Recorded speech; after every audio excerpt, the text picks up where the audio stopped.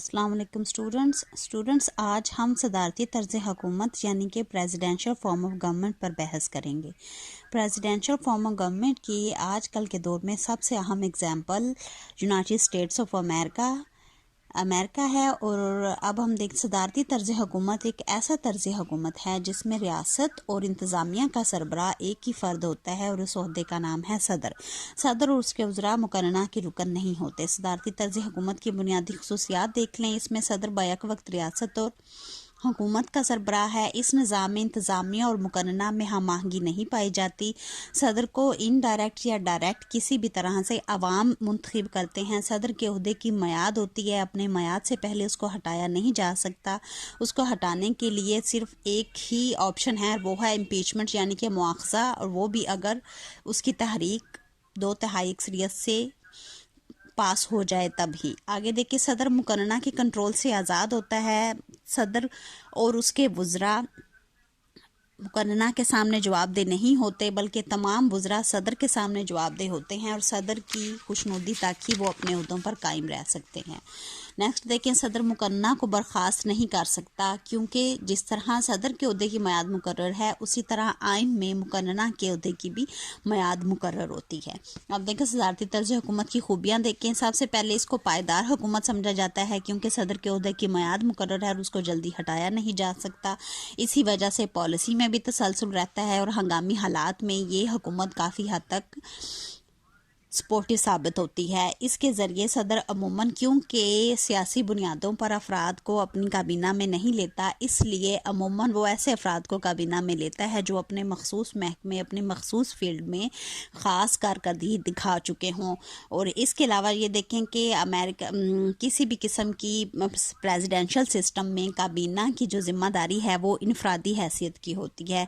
सदारती तर्ज हुकूमत में पार्टीबाजी की शिद्दत नहीं होती। पार्लिमानी तर्ज हुकूमत में पूरे 5 साल पार्टियां सरगर्म रहती हैं। इंतज़ामी उमूर में बेहतरी आती है, क्योंकि सदर इंतज़ामिया का खुद बाकायदा उसके कंट्रोल में होती है और काबीना सदर को जवाबदेह होती है इस वजह से। अब देखें सदारती निज़ाम की कुछ खामियां भी हैं। इसकी एक बड़ी रीज़न ये है, सबसे बड़ी खामी देखें कि मुकर्रना और एग्जेक्टिव यानी कि या आमला कह लें या इंतज़ामिया कह लें, इनके दरमियान में ज़रूरत से ज़्यादा अलहदगी का अगर अंसर शामिल हो जाए तो अक्सर इनके मुफादात में टकराव और तसादम का ख़तरा रहता है और अमूमन पॉलिटिकल सरगर्मियाँ कई दफ़ा काफ़ी हद तक केओस का शिकार भी हो जाती हैं इसकी वजह से। और इसके अलावा क्योंकि अमूमन सदारती तर्ज हुकूमत में आइन गैर लचकदार होता है और एक सदर के पास, एक शख्स के पास इतने ज़्यादा इख्तियारात आ जाते हैं कि कई बार वो अवामी मुफाद को भी नज़रअंदाज कर देता है। इसलिए गैर लचकदार हुकूमत का होना सदारती निज़ाम की एक बहुत बड़ी खामी है। फिर देखें, एक बहुत बड़ी खामी सदारती तर्ज हुकूमत की ये है कि इसमें इंतज़ामिया और उसका जो पार्ट यानी कि काबीना है वो मुकर्रना के सामने जवाब देनी होती।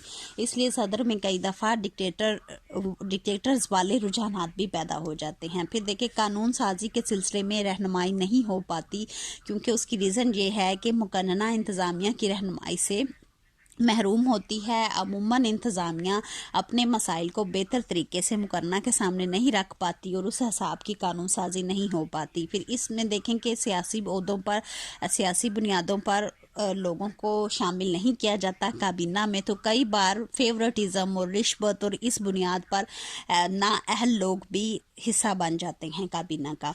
आगे देखें कि सदारती तर्ज हुकूमत में गैर लचकदार आइन होने की वजह से तरमीम का तरीक़ाकार बहुत मुश्किल होता है और बदलते हालात के तहत आइन में तब्दीली करना बहुत मुश्किल हो जाता है। ये कुछ सदारती तर्ज हुकूमत की खामियां हैं।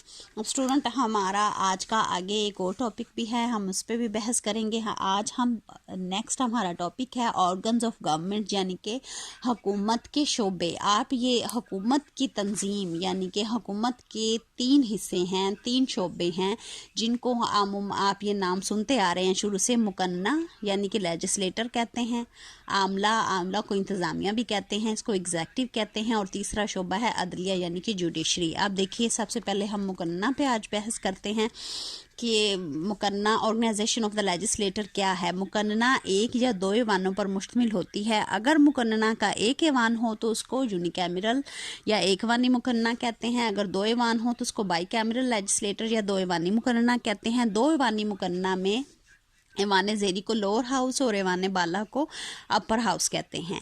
اور عموماً وفاقی قسم کے نظام کی ریاستوں میں دو ایوانی مقننہ شامل ہوتی ہے. ایوان زیری اس میں عوام کے منتخب نمائندوں پر مشتمل ہوتا ہے، اور ایوان بالا میں یونٹس یعنی کہ وفاق کے جو صوبے ہیں یا حصے ہیں ان کو ان کی آبادی کے مساوی نمائندگی حاصل ہوتی ہے. ایوان جیسے کہ اب برطانیہ کی وہ اگزامپل دے رہے ہیں کہ انگلستان میں ایوان بالا موروثی حیثیت رکھتا ہے، جیسے پاکستان میں ایوان زیری قومی اسمبلی ہے، وہ وہاں پہ آبادی کے لحاظ سے لوگوں کو منتخب کیا جاتا ہے، اور لوگ اپنے نمائندے شامل کرتے ہیں، ایم این ایس بھیجتے ہیں. اور سینٹ جو ہے وہ صوبوں میں یکساں صوبوں کی نمائندگی کرتا ہے لیجسلیٹر میں، اور وہ ہمارا اپر ہاؤس ہے. اب نیکسٹ دیکھیں مقننہ کے فرائض کے سلسلے میں سب سے پہلا فرض یعنی کہ مقننہ کام کیا کرتی ہے. لیجسلیشن قانون سازی مقننہ کا سب سے پہلا کام ہے. وہ صرف یہی نہیں کہ نئے قانون بناتی ہے بلکہ پرانے قوانین میں تبدیلی بھی کر سکتی ہے، اور ایسے قانون جن کی ضرورت نہ رہ گئی ہو ان کو منسوخ بھی کر سکتی ہے. دوسرا اہم فرض مقننہ کا یہ ہے کہ ضرورت پڑنے پر وہ آئین میں ترمیم بھی کرے. اگر آئین غیر لچکدار ہے تو وقت لگے گا، اگر آئین نیم لچکدار ہے یا آسان ہے تو اس میں یا لچکدار ہے تو اس میں تبدیلی کرنا آسان ہو جائے گا. مقننہ کا تیسرا اہم فرض یہ ہے کہ وہ فائنینشیل فنکشنز بھی سر انجام دیتی ہے، یعنی کہ ہر سال بجٹ تیار کرنا اور مالیاتی پالیسیز کو منظور کروانا بھی مقننہ کا کام ہے. پھر دیکھیں مقننہ میں انتظامی فرائض بھی ادا کیے جاتے ہیں، خاص طور پہ پارلیمانی نظام میں جس میں انتظامیہ مقننہ کا حصہ ہے. اب مقننہ کے اندر سے ہی وزیر اعظم کو منتخب کیا جاتا ہے، اور اس کے علاوہ اور اہم عہدوں پر تقرریاں کرتے وقت تو پریزیڈینشل سسٹم میں بھی مقننہ کی منظوری لی جاتی ہے.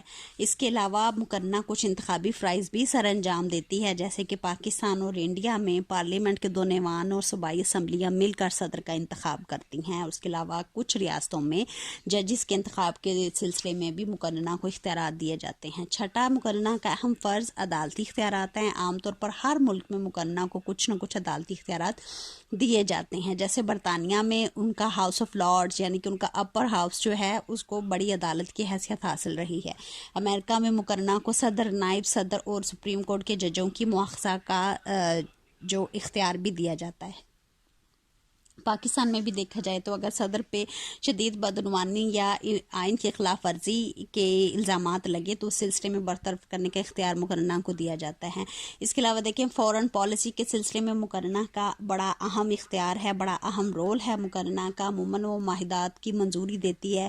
امریکہ میں تو صدر کانگریس کی منظوری کے بغیر کسی بھی ملک کے خلاف جنگ نہیں کر سکتا، کسی بھی ملک میں اپنی فوج تک نہیں بھیج سکتا. نیکسٹ 8واں بڑا اہم کام ہے مقننہ کا، بڑا اہم فرض ہے. چونکہ مقننہ کے ممبرز عوام کے نمائندے ہوتے ہیں، عوام ان کو ووٹ دے کر بھیجتے ہیں، اس لیے ان کا یہ فرض بنتا ہے کہ وہ اپنے اپنے علاقوں کے اپنی عوام کی مشکلات اور شکایات اس کو مقننہ میں زیر بحث لائیں اور اس کے تحت نئی پالیسیز بنائیں اور انتظامیہ کے ذریعے ان پالیسیز پر عمل درآمد کروائیں. اسٹوڈنٹ نیکسٹ ہم انشاءاللہ انتظامیہ کے اور عدلیہ کے بارے میں پڑھتے ہیں. تب تک کے لیے اللہ حافظ.